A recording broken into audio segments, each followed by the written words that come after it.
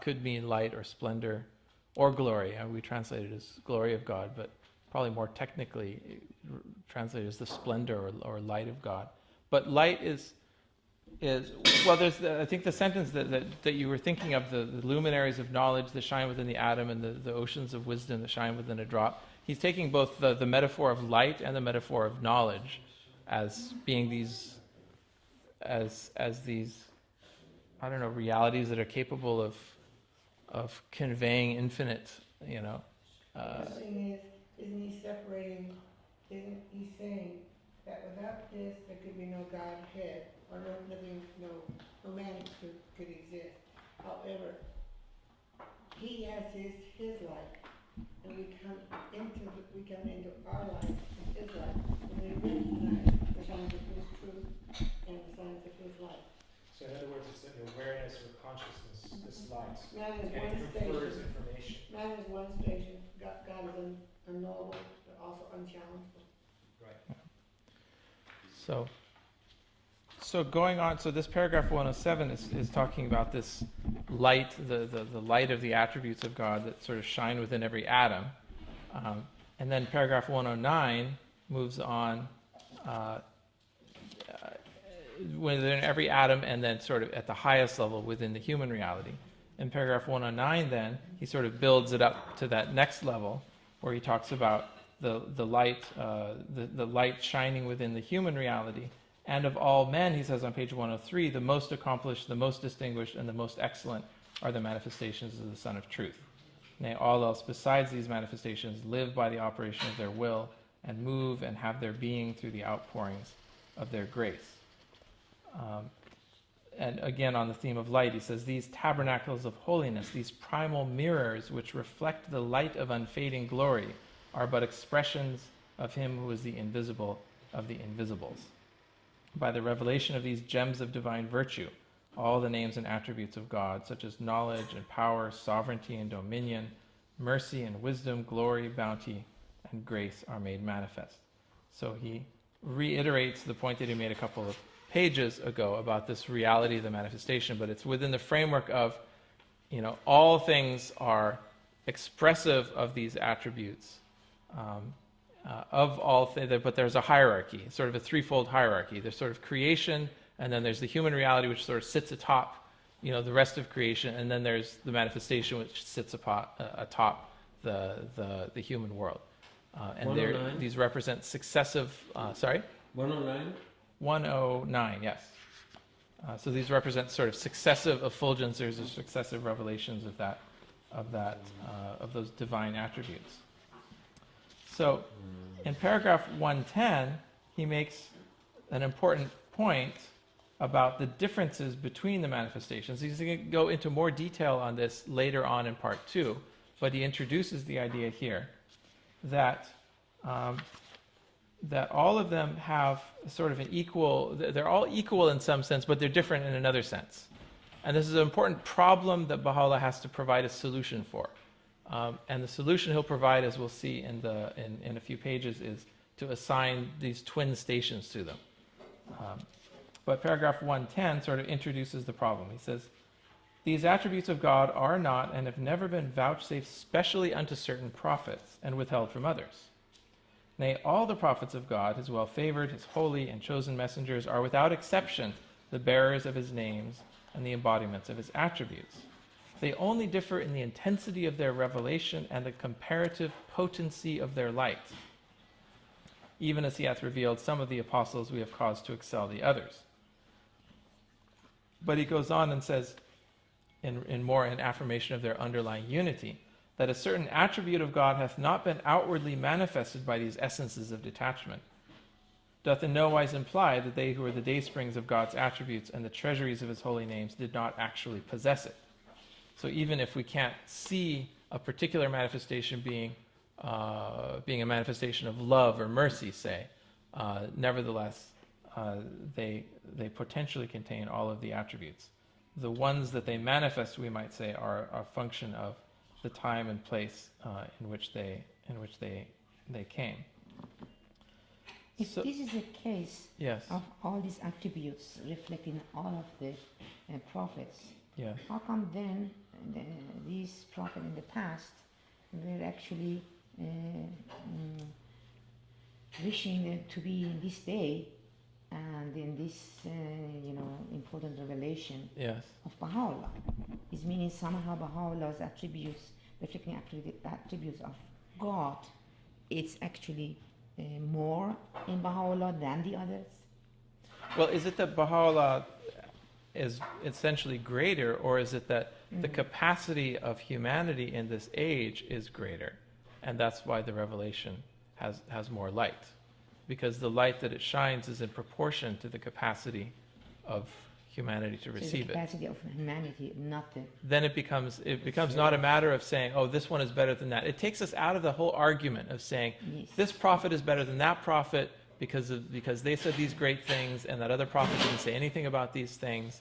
Baha'u'llah is sort of taking that whole argument away through these paragraphs by saying they all have a certain fundamental equality. They all are these primal mirrors that come. And they do differ, and Baha'u'llah acknowledges they do differ in the comparative potency of their light, the intensity of their revelation. But although he doesn't state it explicitly here, he states it explicitly elsewhere, that intensity of the revelation and the comparative potency of the light is a function of the capacity of those to whom they came. But it seems like our capacity is horrible. I mean, I know that we're in the modern age and all that, but it seems like our reaction to things, our maturity doesn't seem like it's anywhere near. Somebody says our capacity is higher. Yeah. It doesn't make sense. Yeah. Oh, that our capacity is higher. Oh, the statement that our capacity is higher. Our capacity has somehow gone up. I don't know if we compare where we're at now with where we were at 1,000 years ago, or 2,000 years ago. It seems like we've gone nowhere. We have. Our maturity is really horrible. We have a much, I don't know. At the same time, our view, the subtlety and completeness of our view of the world is vastly, immeasurably beyond where it was 1,000 years or 2,000 years ago. And we're capable, I think, of understanding so much more. It's true that we still make war. I mean, there's still some very primitive things that are going on today. Yeah. To your point, that we're still in the throes of adolescence. I mean, we're not at the stage of maturity yet, and there are still very sort of childish things happening. But maybe it's that narrow gate thing. I mean, it's like all the other things. There's a small group of people that recognize and have a pure heart and stuff, and maybe there's a small group of people that have a higher capacity than the past. Yeah. It always seems to be in minority. Maybe the minority now is larger than it was in the past. Yeah. So Baha'u'llah comes back to paragraph 113 directly to the question. After establishing these essential points about the nature of the manifestation as a mediator, he then directly answers the question about the sovereignty of the Qa'im. Where are you now? Page 106. Why is it that the sovereignty of the Qa'im, affirmed in the text of recorded traditions and handed down by the shining stars of the Mohammedan dispensation, hath not in the least been made manifest? Nay, the contrary hath come to pass. Have not his disciples and companions been afflicted of men? Are they not still the victims of the fierce opposition of their enemies? And so on and so forth. And Baha'u'llah expresses, he says, yes, this is all true, but their sovereignty, however, is not the sovereignty which the minds of men have falsely imagined. So by sovereignty he means the all-encompassing, all-pervading power which is exercised by the Qa'im, whether or not he appeared to the world clothed in the majesty of earthly dominion. That's paragraph 114, page 107. And he gives the example of Muhammad. He gives, again, bringing it back to an example that the recipient is going to understand, and then apply it forward to the Bab. So he says, take Muhammad. Muhammad during his lifetime was afflicted by various trials. It was a lot of people opposed him, even during his lifetime, or only partially established during his lifetime. His spiritual ascendancy, as well as the physical ascendancy, became established later. And so Baha'u'llah makes those points in paragraph 117, where he says, consider how great the change today. Behold how many sovereigns who bow the knee before his name. So he says, look, if it's the case with Muhammad, why can't it be the case with the Bab. That's essentially the implicit argument that he's making. Then he follows what follows, beginning in paragraph 120, is a digression on explanation of more symbolic Page? terms. Page 113. The symbolic meaning of life and death and resurrection, which will return to the subject of spiritual sovereignty. But first of all, he gives us some more insights into the meanings of some of these symbolic terms. Spiritual meaning of life and death in paragraph 120. A meaning of... he actually digresses as far as going into some of the grammar of the Quran in paragraphs 121 and 122 on page 115, about how certain grammatical constructions in the Quran, which seem to be expressed in the past tense, regarding these apocalyptic and expectations, like the bugle and everything becoming dust and so forth. In the Quran, when it's talking about these things, it's saying it in the past tense. And so people argue that, well, if you have this particular grammatical construction in front of it, then it should be taken as the present tense. He gets into that amount of detail. And he says, and there are some cases where that little grammatical particle doesn't exist and it's still in the past tense, so how do you understand this? So Baha'u'llah is making a point that these symbolic terms, these things that we're expecting, the blast of the trumpet and so forth, he's saying it's expressed in the Quran as already having happened, and indeed it already has happened, but we have to understand it as having happened in the spiritual realm and not in the physical world. Just as Baha'u'llah discusses in these perspicuous verses. So, and then he comes back to the trumpet call in paragraph 123, the meaning of the trumpet and resurrection. And he says that the people have always misunderstood the meaning of life and death and resurrection. They've never gotten the true meaning of life and death and resurrection. He gives the example during the time of Jesus, paragraph 125, where Jesus said, "Ye must be born again, and except a man be born of water and the Spirit, he cannot enter into the kingdom of God." He said what he meant by this is spiritual life, but people didn't understand him, and they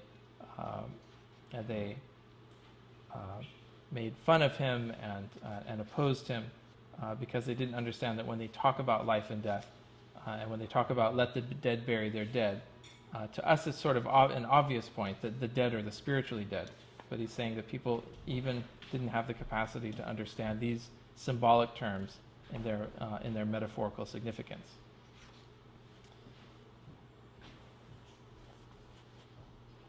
He says it so profoundly here on page 120. He says, "Oh, how strange and pitiful. Behold, all the people are imprisoned within the tomb of self, and lie buried beneath the nethermost depths of worldly desire. Wert thou to attain to but a dewdrop of the crystal waters of divine knowledge, thou wouldst readily realize that true life is not the life of the flesh, but the life of the spirit. For the life of the flesh is common to both men and animals, whereas the life of the spirit is possessed only by the pure in heart, who have quaffed from the ocean of faith and partaken of the fruit of certitude. This life knoweth no death, and this existence is crowned by immortality." So he says that it's been the intention of the prophets to affirm the true significance of life and death and spiritual resurrection. Now he comes back then from this digression on the meaning of these symbolic terms back to the subject of spiritual sovereignty. And you can tell, because this is on page 123 on paragraph 131, he says, "To resume," there's a colon. So we know that what's happened is a bit of a digression from the main theme. But he sort of ties it together. He says what he's doing. He says, "Our purpose in setting forth these truths hath been to demonstrate the sovereignty of him who is the King of Kings." So we're back to the theme of spiritual sovereignty and its superiority to worldly sovereignty. And for the next few paragraphs, he talks about how spiritual sovereignty is so superior to worldly dominion. He gives the example for a number of paragraphs of Imam Hussein, who, if we don't know the story of Imam Hussein, was one of the appointed successor. He was the son of Ali and the appointed successor of Ali, and was killed in battle with other Muslims not long after the death of Muhammad. And the story of Hussein is one of the, I think, identifying, one could say one of the identifying notes of the Shiite identity, Islamic identity, versus the Sunni Islamic identity. We might not have in the West, I think, that clear of an idea, well, what's the difference between the Shiites and the Sunnis? And I think a lot of Americans aren't even that clear that there are these sort of two different, and upon their helplessness are showered the tokens of an invincible sovereignty. So then this takes him into a discussion of the conditions of the manifestations of God and their chosen ones, further on the same topic. He talks about the sovereignty of Jesus, despite being bereft of all physical possessions. He talks about the outward poverty and companions of Imam Sadiq, who was one of the 12 imams and successors of Muhammad in the Shiite tradition. And he talks about how those denunciations voiced in the past out of ignorance of the true meaning of sovereignty are again occurring in this day. And that takes us out of the topic of sovereignty, which is the main theme of this first part of Book 2 of the Kitab-i-Gan, and it takes us into the next major theme, which is the theme of the continuity of divine revelation.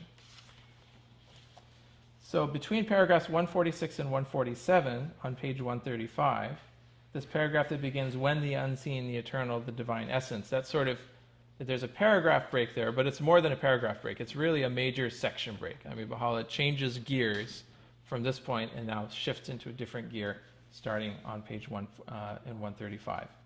And the gear he shifts into is this question of the finality of divine revelation, allegations that all revelation has ended.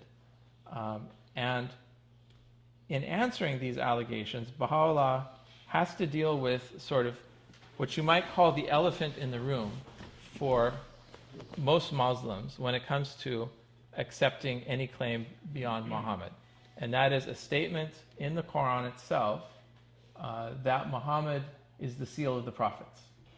And this phrase, seal of the prophets, is something that appears again and again in literature written by Muslims against the Baha'i faith, and it appears again and again by Baha'is from Muslim background writing to defend the faith. And Baha'u'llah is also dealing with this phrase, seal of the prophets, because it appears in the Quran, it's something Muhammad himself said, and it's been almost universally interpreted by every Muslim, whether Sunni or Shiite, as meaning that Muhammad is the last prophet. And that even though there is some prophetic expectation, even though there's an expected Qa'im or a 12th Imam or a Mahdi or whatever you want to call him, within the orthodox Islamic perspective, whatever that means, but the vast majority of Muslims would agree that there is going to be no divine manifestation after Muhammad. There may be a holy being appear, the Qa'im may appear and reaffirm what Muhammad said and restore the Quran to its rightful place, but the idea that there's going to be some further divine revelation is almost universally excluded, taken out of consideration by most Muslims on the strength of the statement in the Quran that Muhammad is the seal of the prophets. So Baha'u'llah has to deal with this. And he deals with it in a very interesting way, introducing it here by talking about the continuity of divine revelation. And he argues in general that for not dealing with this phrase of the seal of the prophets in particular, but he argues around it by talking about the notion of divine revelation. He sort of set it up already in part 1 of book 2 by talking about this divine light which shines within all things, this sort of shining within every drop. It's this continuous revelation within all things, that it's not confined just to the manifestations of God, the special recipients, because if it's only confined to them, it's easier to think of divine revelation as, okay, I'm giving it to this person and then that's it. But if you think of this revelation of divine names and attributes shining within things as not being confined to these particular individuals, but actually being found within everything in the universe, it's harder to think of it as being cut off at some point. And so Baha'u'llah begins in this paragraph, paragraph 147,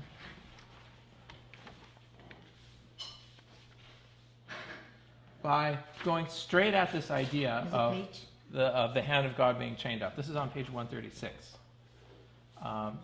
And so he quotes a statement made by the Jews, he said, that the hand of God is chained up. And Baha'u'llah says, chained up be their own hands. The hand of God is above their hands. And in paragraph 148, he also deals in very strong words with this idle contention, he calls it, page 137, that all revelation is ended, that the portals of divine mercy are closed, that from the day springs of eternal holiness no sun shall rise again, that the ocean of everlasting bounty is forever stilled, and that out of the tabernacle of ancient glory the messengers of God have ceased to be made manifest. It says, such is the measure of the understanding of these small-minded, contemptible people. These people have imagined that the flow of God's all-encompassing grace and plenteous mercies, the cessation of which no mind can contemplate, has been halted.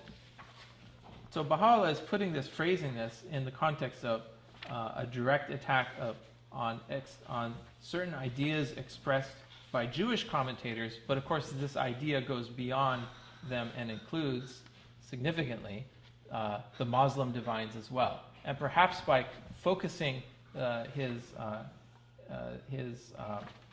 sort of wrath upon the Jewish commentators, he's sort of, again, making it easier for someone who's a Muslim to understand, well, of course, in regard to what you're saying, it's true, the hand of God is not chained up. But then it brings him one step closer to turning the mirror on his own self and thinking, well, hold on, maybe we're making the same mistake. Maybe the Muslim divines are making the same mistake in insisting on this very limited interpretation of this statement in the Quran. So this leads to a description of degrees of the divine presence. And this is a somewhat technical and metaphysical discourse on an idea that we find in Sufi literature. And Baha'u'llah sort of brings this idea in. It actually comes from the thought of Ibn al-Arabi. And it is, it's a little bit, it's hard to get into the details in a limited amount of time. But basically Baha'u'llah is taking up the idea of attainment to the divine presence, which is stated in multiple places in the Quran. It says attainment to the divine presence is promised in the Quran. And he asks, well, what is meant by attainment to the divine presence? Liqa is the word in Arabic and Persian. He says, no theme hath been more emphatically inserted in the Holy Scriptures. But notwithstanding, people deny that attainment to the divine presence, as repeated throughout the Quran, could possibly mean the emergence or appearance of a new manifestation. And Baha'u'llah takes the idea of the attainment to the divine presence, and he sort of successively goes through possibilities. He says, what could this possibly mean? Well, it could mean this, but that doesn't make sense. It could mean this, but that doesn't make sense. And he concludes that by attainment to the divine presence must mean the appearance of a new manifestation. That's the sort of overall argument that he's giving in the next few pages. But it's a little bit hard maybe to sort of get at that because he's giving it within the context of this terminology. Sorry, what is the translation version? Liqa, Sorry? attainment to the divine presence. Yeah. Liqa, Liqa? yeah. Laqa. Laqa. Sorry, not liqa. Laqa. It's written the same, but there's a short vowel that's invisible. So us non-native speakers can sometimes add the wrong short vowels. 148? Yes. Different meaning. So yeah, it'll be a different meaning. So this is on page 139. What So paragraph? paragraph 149. Okay. He says, some have contended that by attainment to the divine presence is meant the revelation of God in the day of resurrection. Should they assert that the revelation of God signifies a universal revelation, it is clear and evident that such a revelation already existeth in all things. At this point, we should probably all be lost. So what is he talking about here? What he's saying, to try to sum up the next few pages, he is referred by revelation, by universal revelation. This is a translation of the phrase tajalliye am, which is a phrase used by Ibn al-Arabi to describe that sort of revelation of the divine presence within every atom. It's the thing that we just saw a few pages ago. Baha'u'llah said, if attainment to the divine presence means attainment to that divine revelation which shines within every atom, then he says, it is clear and evident that such a revelation already existeth in all things. The truth of this we have already established. And he goes on and says, well, if that's the case, then there's no point in Muhammad saying in the Quran that you will attain that presence, because everyone has already attained that presence. Right? So it's a very simple sort of summation of what's Baha'u'llah saying. But he's saying if attainment to the divine presence means attaining to that thing that everyone has access to at every moment of time, then there's no point in even making this a special thing. So he says that can't be it. And then in paragraph 150 on page 141, he says, and were they to maintain that by divine presence is meant the specific revelation of God expressed by certain Sufis as the most holy outpouring. Well, what's this? The most holy outpouring is called the Faiz-e Aqdas. The Faiz-e Aqdas is another term used by Ibn al-Arabi which represents that primal revelation of God, sort of, if you can think of it in terms of the ringstone symbol, it's sort of the line connecting the first tier to the second tier of the ringstone symbol. It's, if you want to think of it in terms of Abdul Baha in Paris Talks, talking about the different kinds of love, it's that love of God for his own essence. It's something that happens above the level that we can access it. It's that sort of level of the emanation of the divine essence that is that gives rise to the primal will itself. So it's sort of beyond the level that we can experience. So Baha'u'llah says, if that's what you mean by attaining the divine presence, if this be in the essence itself, it is evident that it has been eternally in the divine knowledge. Assuming the truth of this hypothesis, attainment unto the divine presence is in this sense obviously possible to no one, inasmuch as this revelation is confined to the inmost essence unto which no man can attain. The way is barred and all seeking rejected. So he sort of takes care of the two extremes. He says, well, if attainment to the divine presence is something that everyone has access to, that doesn't make sense. And if attainment to the divine presence means it's God himself, basically, then, well, that doesn't make sense either because nobody has access to it. So what's left then is only the middle position, which is attainment to the divine presence, if it is meant the secondary revelation of God, interpreted as the holy outpouring, or the Faiz-e Muqaddas. This is admittedly applicable to the world of creation, that is, in the realm of the primal and original manifestation of God. Such revelation is confined to his prophets and chosen ones, inasmuch as none mightier than they have come to exist in the world of being. This truth all recognize and bear witness thereto. These prophets and chosen ones of God are the recipients and revealers of all the unchangeable attributes and names of God. They are the mirrors that truly and faithfully reflect the light of God. Whatsoever is applicable to them is in reality applicable to God himself, who is both the visible and the invisible. And he goes on and says, by attaining therefore to the presence of these holy luminaries, the presence of God, Laqa, himself, is attained. So that sort of sums up this whole otherwise very abstruse line of argument, where he's dealing with an idea expressed in the Quran, which has been interpreted in ways that, which Baha'u'llah is interpreting in a way that he argues implies that there must be some new revelation. So what Baha'u'llah is getting at is he's trying to argue that the text of the Quran itself mandates that a new manifestation has to arise. And he's getting at it through this very sort of obscure interpretation or reinterpretation of the idea of attainment to the presence of God. And the reason why he has to do that is because there's this universal idea that the Quran excludes that possibility because of this one phrase of Muhammad where he says, I'm the seal of the prophets. But isn't it that Adamic cycle? Muhammad finished that Adamic cycle. Yes. That's one way to look at it. So one way of from a Baha'i perspective, of understanding the statement of Muhammad about seal of the prophets is to say, well, yes, he was the seal of the prophets because he sealed the Adamic cycle. And the prophets of the Adamic cycle from Adam through Muhammad is a cycle of prophecy that is concluded with Muhammad. And now, with the twin revelation of the Bab and Baha'u'llah, has begun a new spiritual epoch in human history. So that's one way to say. interestingly, Baha'u'llah doesn't give that argument. You think, well, that's a really logical argument to give in the perspective of what Baha'is believe about the sort of spiritual history and future of the human race. Baha'u'llah never says that. Instead, he says something else about Seal of the Prophets, which we'll get to, is that, well, all of the prophets, from the perspective of their identity with each other, are all the same. And all of them are the first, and all of them are the last. And so all of them are the seal, and all of them are the first. And so he sort of takes the idea of the seal, and he says, well, yeah, Muhammad is the seal of the prophets, but so is Jesus. I mean, he himself said, I am the Alpha and the Omega.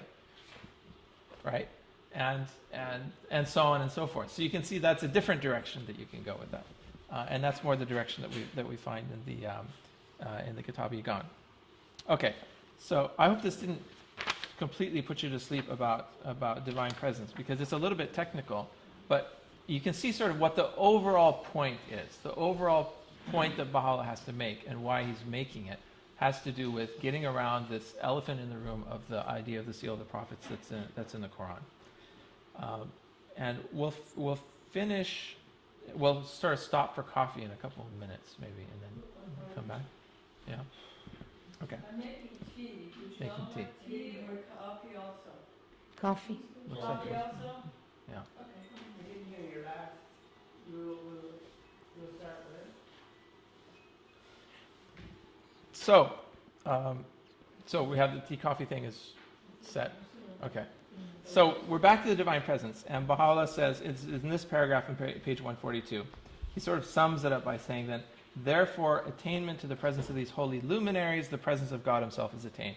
And the implication being, and therefore, the Quran tells us that there has to be more manifestations. And he says, to sort of drive that point home at the end of the paragraph, he says, attainment unto such presence is possible only in the day of resurrection, which is the day of the rise of God himself through his all-embracing revelation. So that's why it's not okay for the Christians just to stay in their church and figure that they're worshiping divine manifestation, whatever. Right. Well, yeah. Well, the Christians know that Jesus is supposed to return, so they're supposed to be out looking for him. I mean, if he's going to come like a thief in the night, they should be sort of on the watch. Unless you think that it's going to sort of happen for you. I mean, if he comes in a cloud, then you don't have to be on the lookout. It's like all you have to do is believe, be a faithful Christian, go to church, and all that. And when the rapture comes and Jesus comes down on the cloud, it's going to be announced. You'll know. Facebook, maybe, all sorts of things. There's TV programs on this now about the sort of taking this idea to its most absurd conclusion. Sorry, I have a question here. What is which is the day of rise of God himself through his all-embracing revelation? Yes. So what does God himself mean? We know this can't mean God himself, the essence of God. We know that it means God himself in the sense that every manifestation from the perspective of being the mirror can say, I am God. But this is his all-embracing revelation. What this sentence refer to God by himself or the man? I read it to mean he's referring to his own approaching revelation.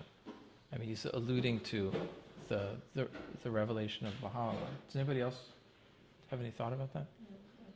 Yeah. So he says, this is the meaning of the day of resurrection spoken of in all the scriptures and announced unto all peoples. So then, in connection with this, is the mystery. So the mystery of resurrection then is explained, and the mystery of the return is also explained in paragraph 156 through 190, and now we're jumping ahead to page You're skipping over 147. I skipped a couple of pages. 147. Are you gonna Page do 147. resurrection? That was the resurrection. Oh, I missed it. Oh, this is the day of resurrection, spoken of in all the scriptures and announced unto all people. Page 143. Reflect, can a more precious, a mightier, and more glorious day than this be conceived? So that man should willingly So forego it his just grace. is that what you're saying? It just Yeah. is. Yeah, so the day of resurrection is this appearance of the manifestation. Every day and age that's the day of resurrection for that age. And he says, the sole and fundamental purpose of all learning and the toil and labor thereof is attainment unto and recognition of this station, this true meaning of resurrection and attainment to the divine presence. So in terms of Baha'i faith, it's coming about, right? It's what? The day of resurrection. Oh, that's a great question. So are we living in the day of resurrection, or was the day of resurrection only during the lifetime of Baha'u'llah, and it was over when he died? Well, in reference to what the Christians truly believe, it's when the prophet of God appears, right? That's the day of resurrection from what you were saying. Yes. Is that our view? Sorry? Is the resurrection over, or has it only begun? Again, I mean, if resurrection is the spiritual resurrection, No, I mean in terms of what the Christians believe. yes. They believe that the day of resurrection is when Christ appears, right? Yes.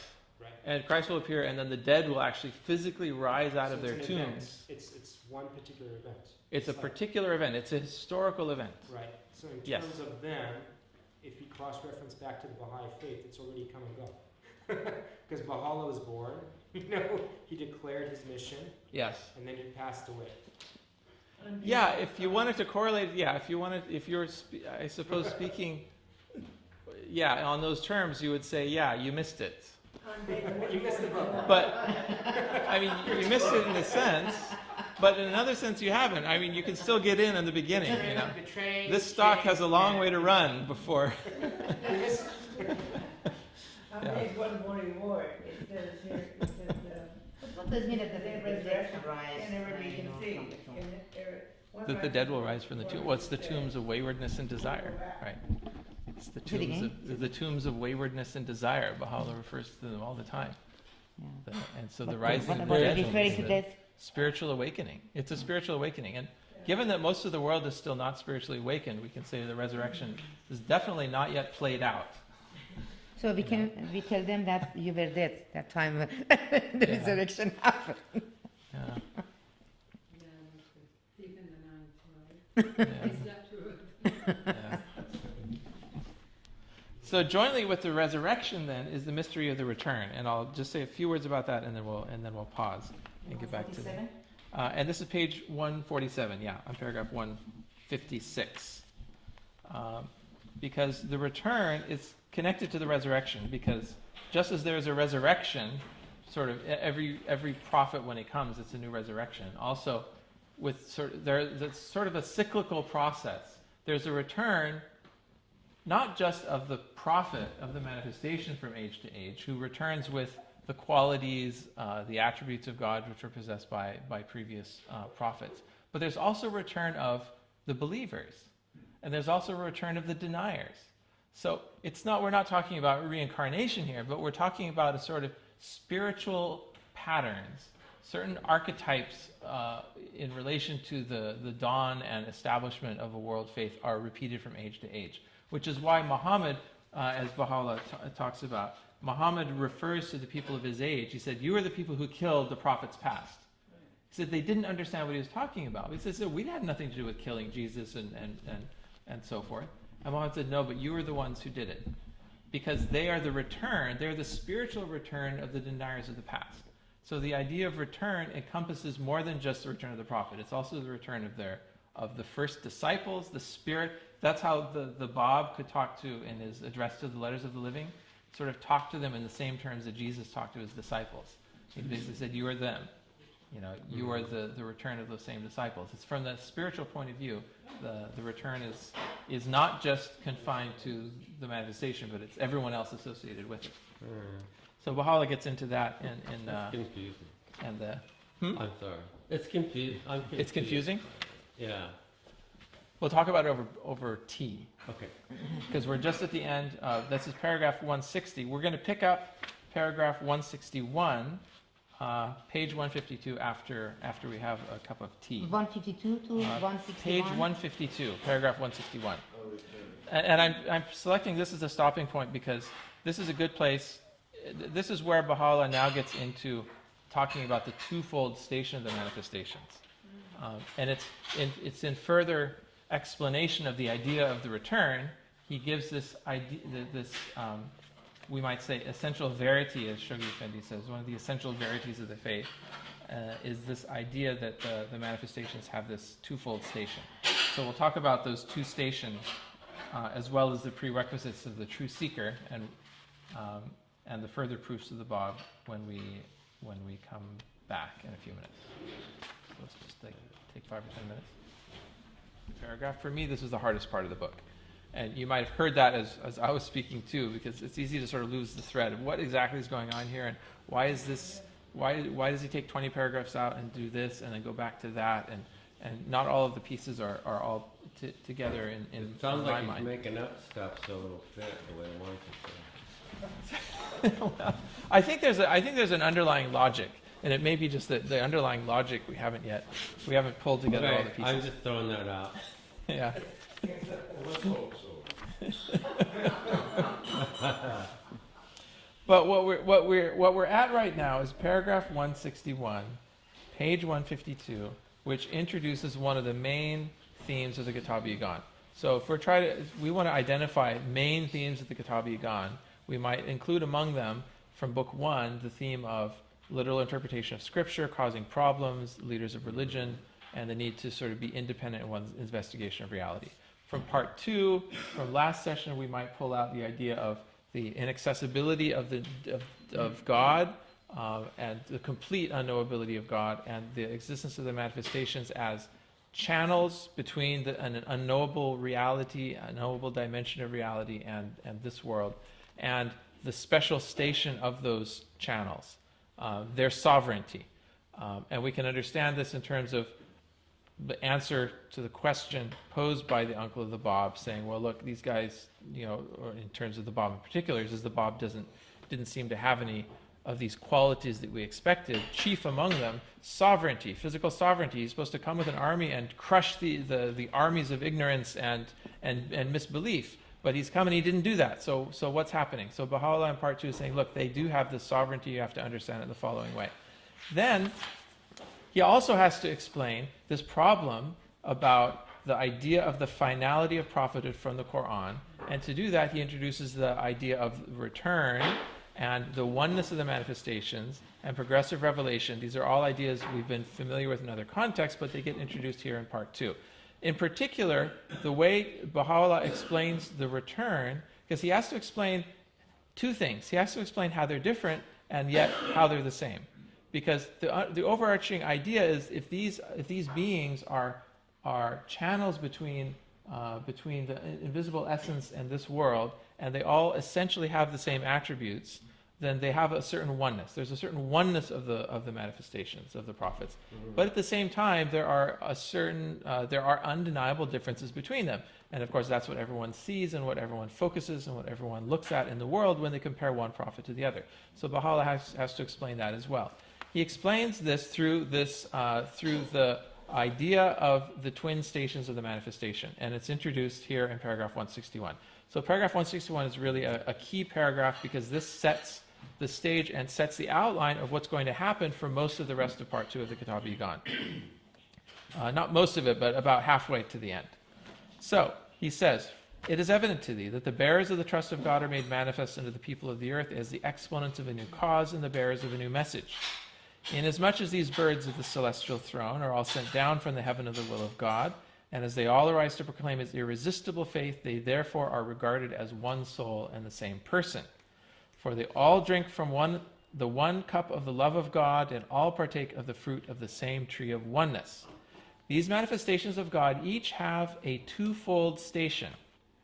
One is the station of pure abstraction and essential unity."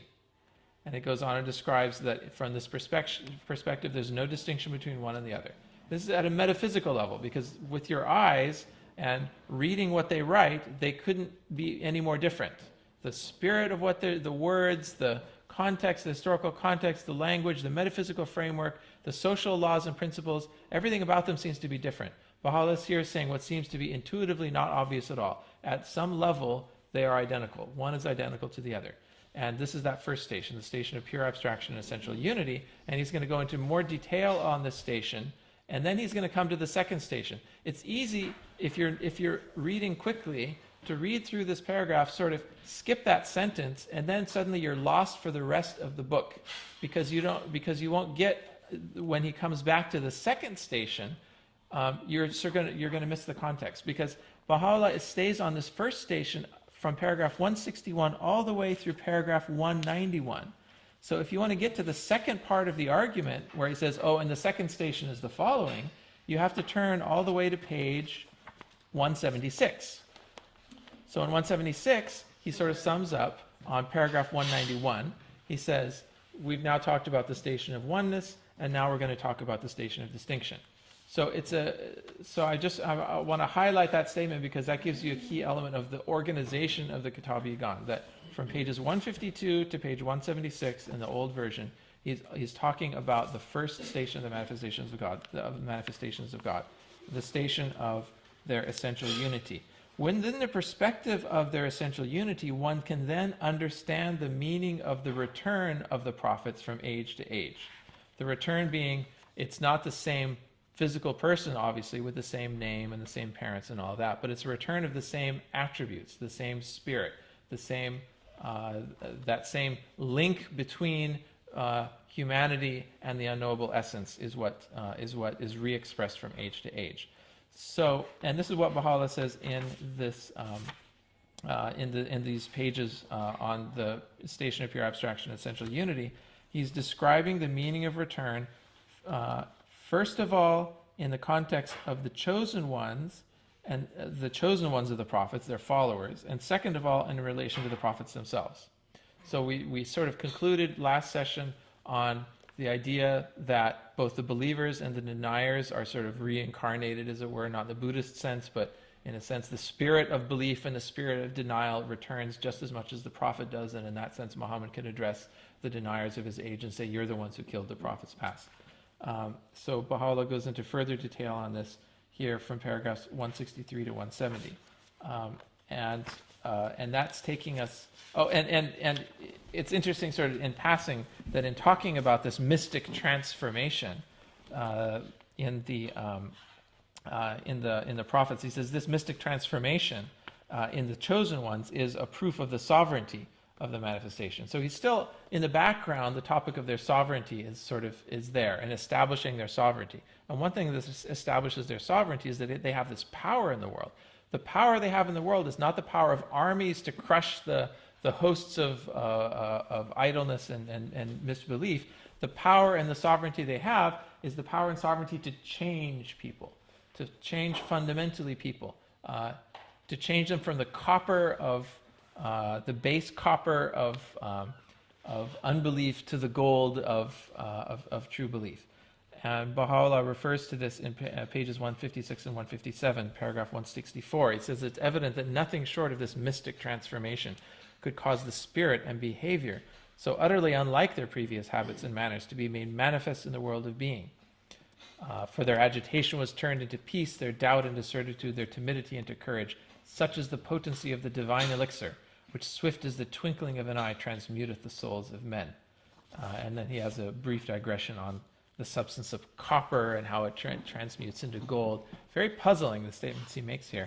Could you repeat that? The one with the divine elixir? The sentence that you... Such is the potency of the divine elixir, which page 157, which swift as the twinkling of an eye transmuteth the souls of men. So he's talking here about the divine elixir, but then he seems to be talking about some real elixir that actually changes real copper into real gold.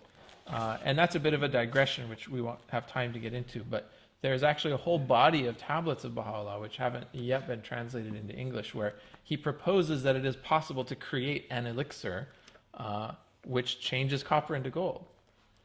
Isn't that strange? Because on the one hand, he's interpreting all this imagery in terms of the spiritual meaning. So why would he take something like the elixir, which seems to have an obvious explanation in terms of, it has a spiritual meaning, that it's the elixir of human life, which is transmuted to some higher state of consciousness.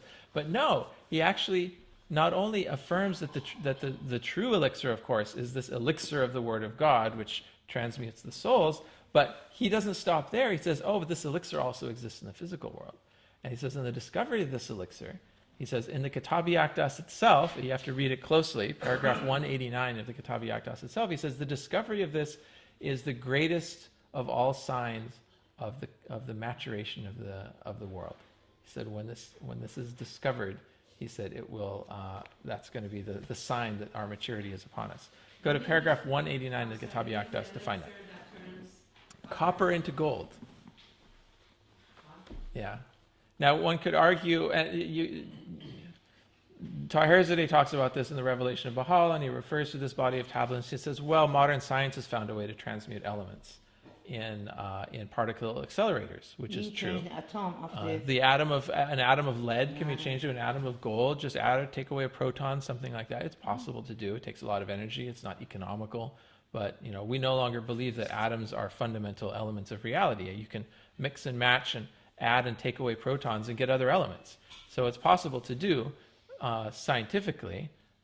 So in that sense, modern science has discovered the secret of the elixir, because we've discovered the secret of transmutation from one element to another.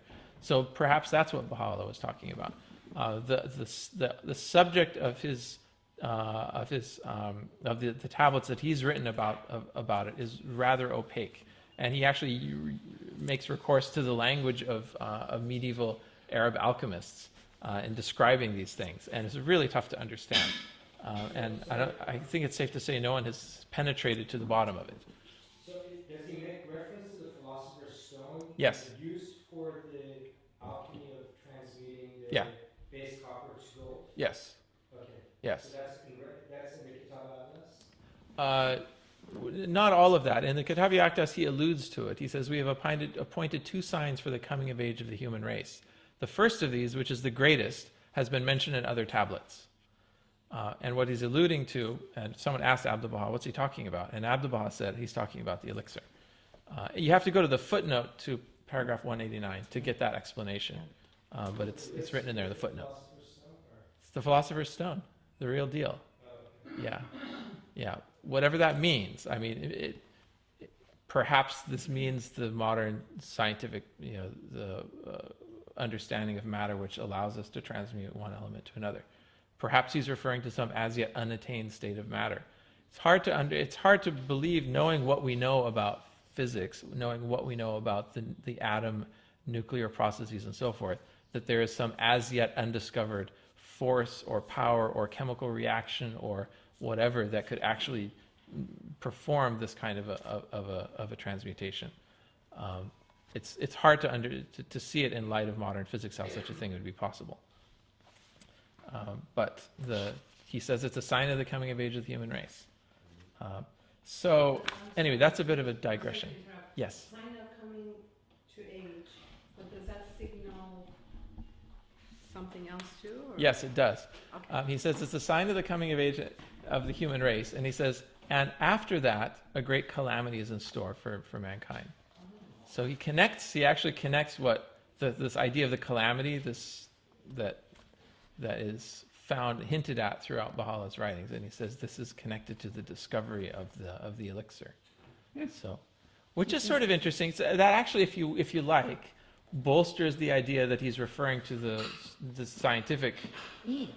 It's referring to nuclear power. Then it's referring to, okay, now we've mastered the atom, and you're actually transmuting elements in a nuclear bomb, transmuting plutonium into other elements, The maturity of or science, splitting. The maturity of science reached that point. Yeah, When it could reached be. that point, Yeah.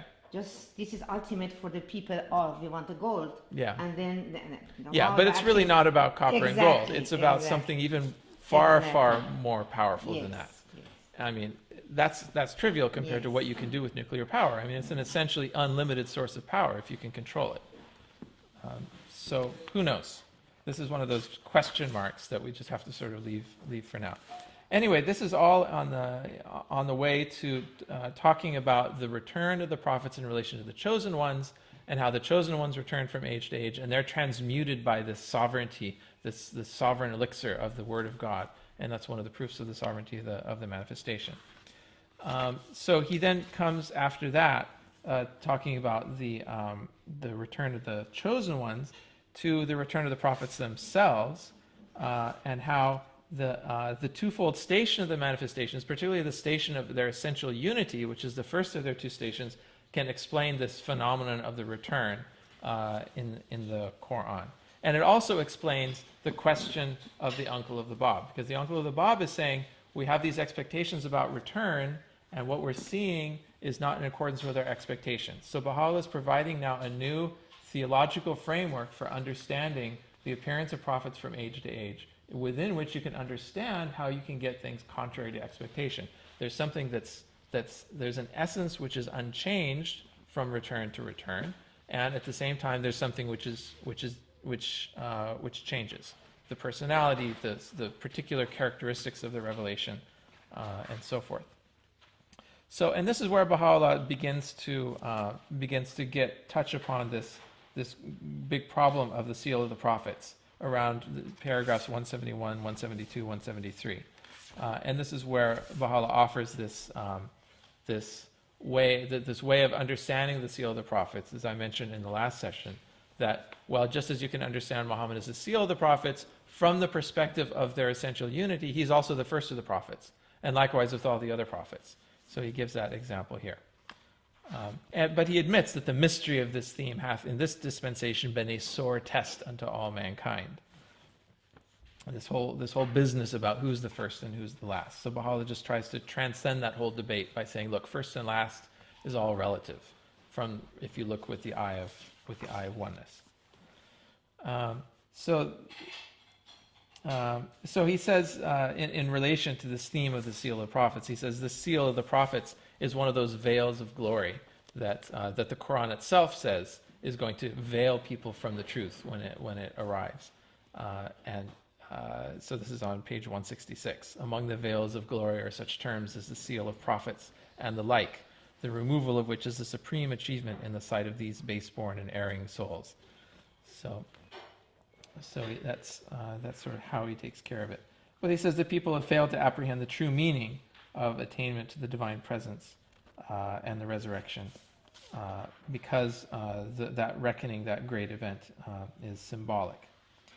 So, having addressed this issue over the next few pages, he then comes to the station of distinction.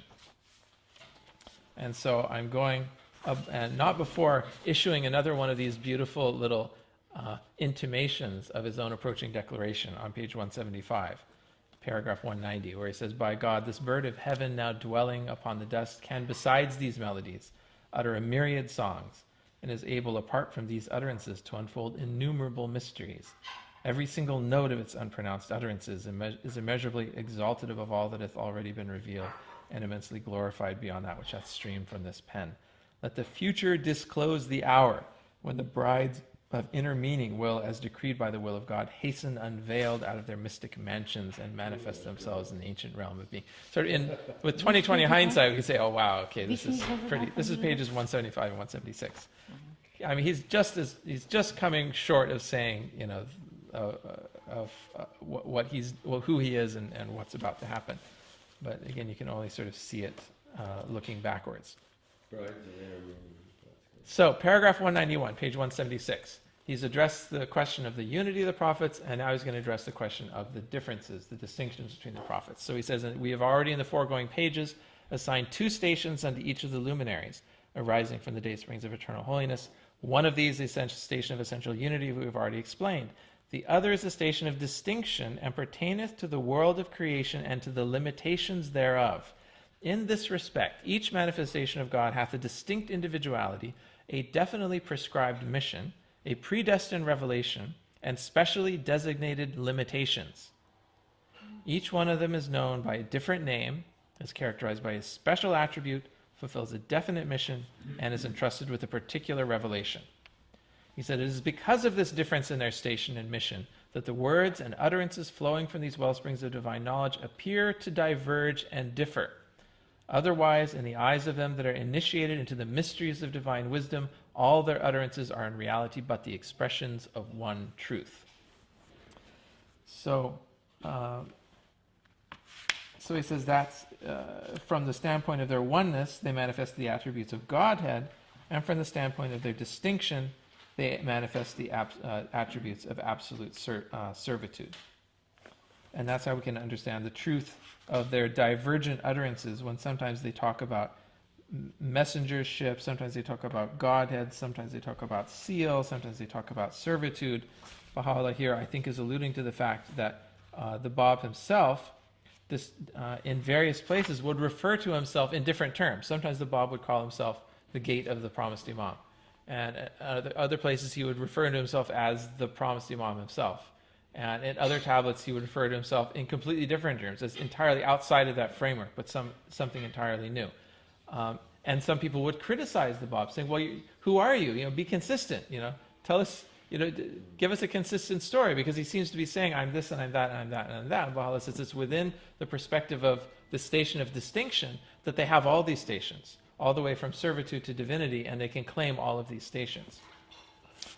This is page 181. He says, thus it is that whatsoever be their utterance, whether it pertain to the realm of divinity, lordship, prophethood, messengership, guardianship, apostleship, or servitude, all is true, beyond the shadow of a doubt.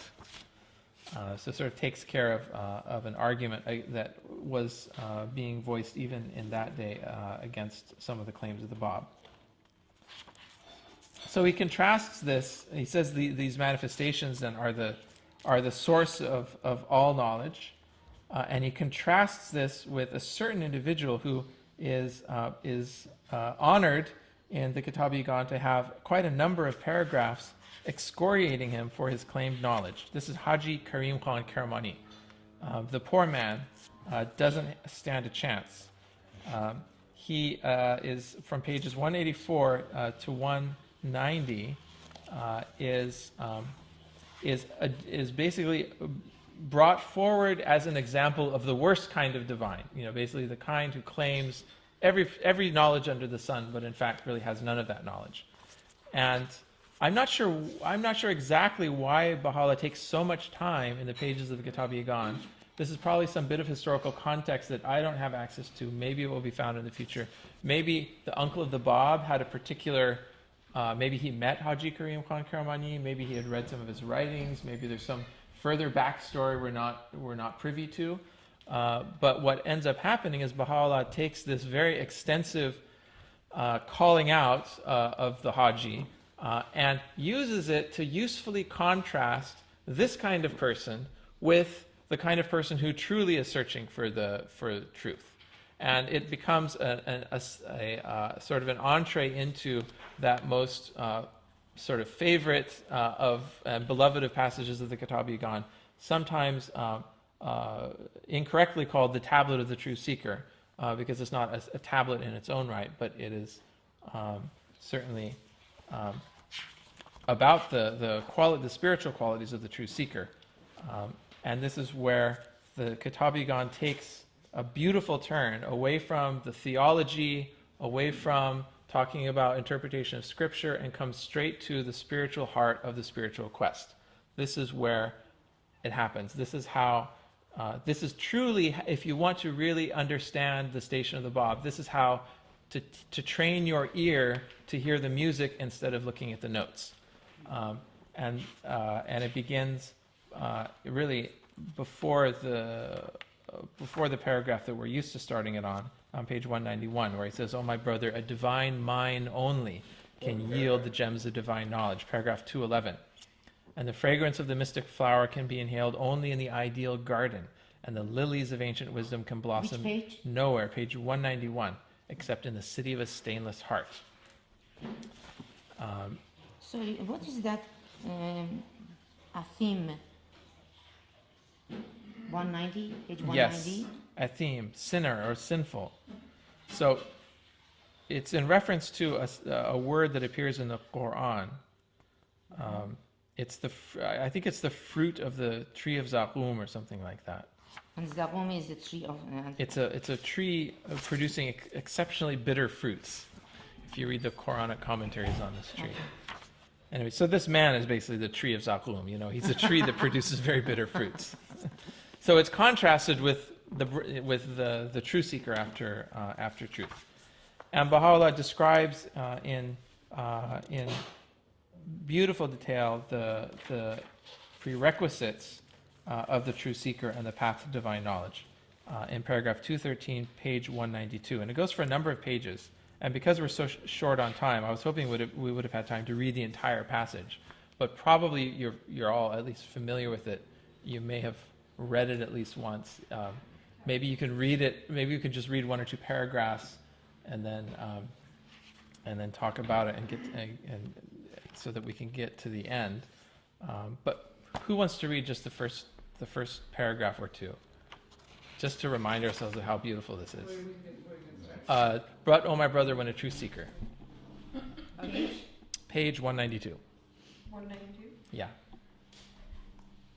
But, O my brother, when the true seeker determineth to take the step of search in the path leading to the knowledge of the Ancient of Days, he must before all else cleanse and purify his heart, which is the seat of the revelation of the inner mysteries of God, from the obscuring dust of all acquired knowledge, and the illusions of the embodiments of satanic fancies.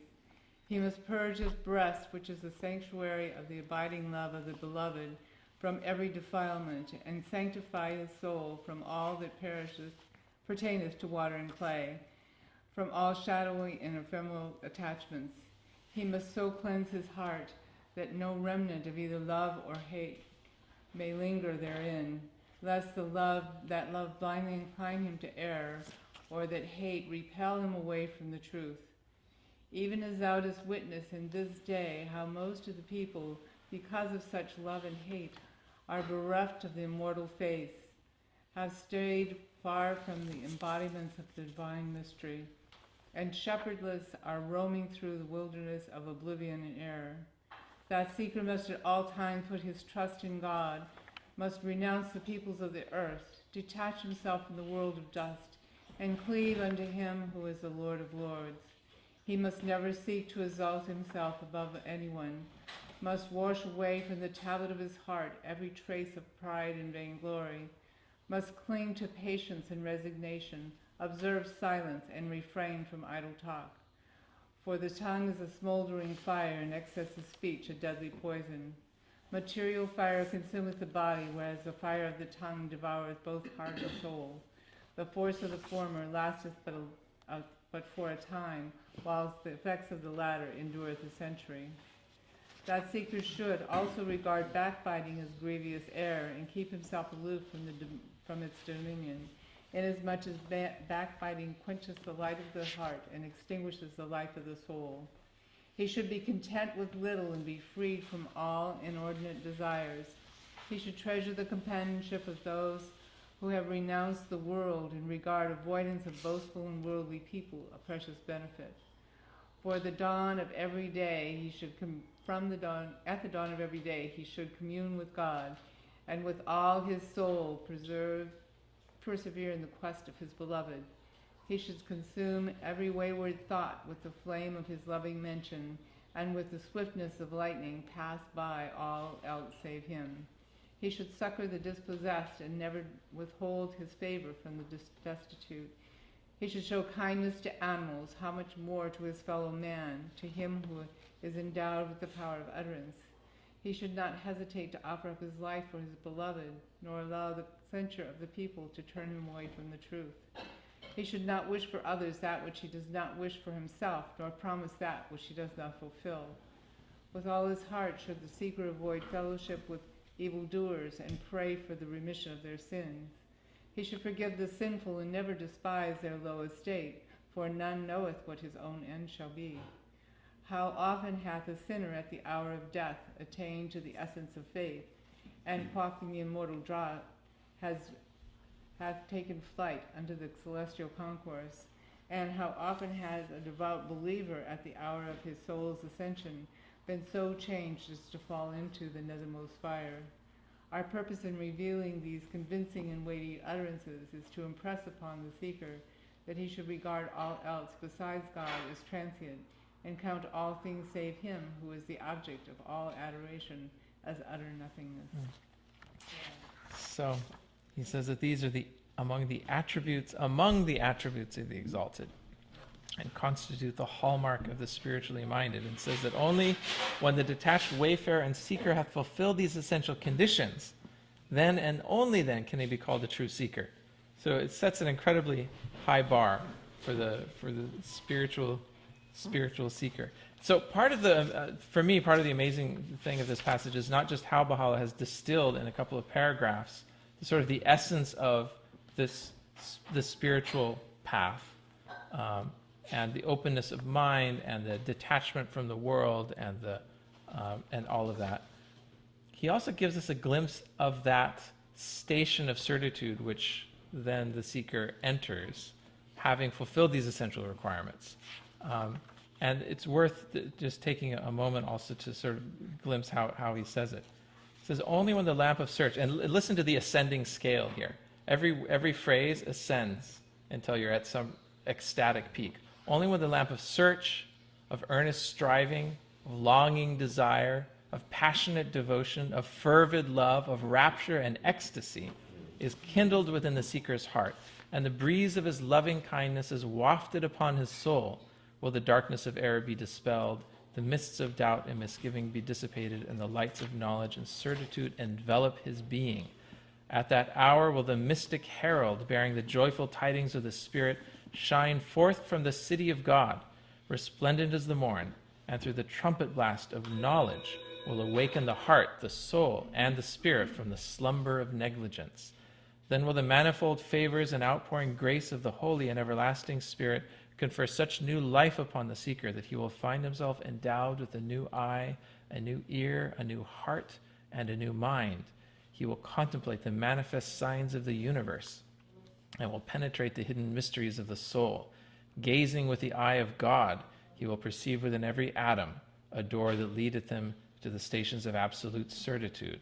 He will discover in all things the mysteries of divine revelation and the evidences of an everlasting manifestation.